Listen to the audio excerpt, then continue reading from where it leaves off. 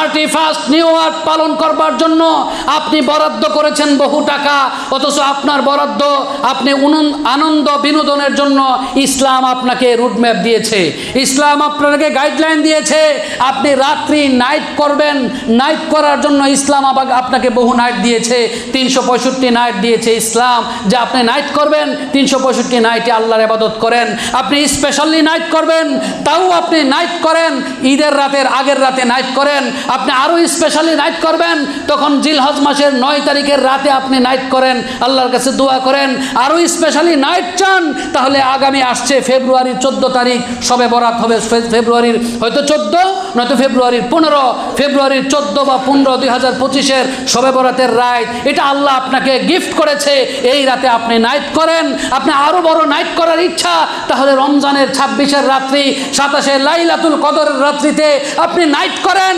Night করার মাধ্যমে আল্লাহর কাছে ইবাদত করেন। কিন্তু দেখা যায়ও মুসলমানের সন্তানেরা লাইলাতুল বরাতের নাইট করবে দূরের কথা, মাথাটা নিচের দিকে দিয়ে 10টার আগেই মসজিদ থেকে পাগল হয়ে যায়, বাসায় গিয়ে ঘুমিয়ে পড়ে। দুঃখের ব্যাপার হলো, লজ্জার ব্যাপার হলো, যেই মুসলমানেরা নাইট করার কথা ছিল শবে বরাতের রাতে, যেই মুসলমানেরা নাইট করার কথা ছিল লাইলাতুল কদরের রাতে, যেই মুসলমানেরা নাইট করার কথা ছিল জিলহজ মাসের 9 তারিখের রাতে, যেই মুসলমানেরা নাইট করার কথা ছিল বৃহস্পতিবার দিবাগত রাতে, সেই মুসলমানরা তাদের ঐতিহ্য ভুলে গিয়ে খ্রিস্টানদের ঐতিহ্য মেনে এরা নাইট করা শুরু করে দিয়েছে। যখন থেকে 31 happy new year day night করা শুরু করেছে, তখন থেকে এই মুসলমানের ভাগ্যের মধ্যে উলু লেগে গেছে, ঠিক কিনা বলেন? এই জন্য আমি আপনাদেরকে উদারত আহ্বান জানাই, আগামী মঙ্গলবার 31 ডিসেম্বর দিবাগত রাত 000 আওয়ার্সে আপনারা কি 31 নাইট ডে নিউ ইয়ার পালন করবেন? পালন করবেন? আল্লাহর জন্য বর্জন করবেন। আল্লাহ তাআলা আপনার ঘরের ভিতরে রহমতের বাড়িধারা নাজিল করে শান্তির ফয়সালা করে দিবেন কে?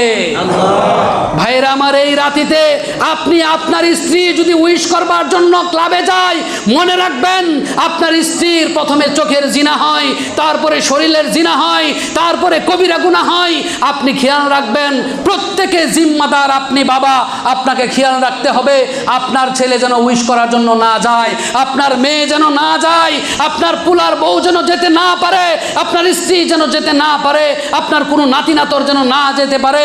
আপনি বলবেন আমার পরিচয় হলো মুসলিম, আর মুসলিমের পরিচয় এটা থাকতে পারে না যে 31 ডিসেম্বর 31 নিউ ইয়ার এই ডে পালনের 000 আওয়ার্সে উইশ করা, এটা কোনো মুসলমানদের কালচার না। সুতরাং আমরা এটা পালন করব না। আমরা হাসরের মাঠে 5টা প্রশ্ন করা হবে, এর মধ্যে অন্যতম একটা প্রশ্ন হলো আপনি আপনার মাল কোন পথে খরচ করেছেন।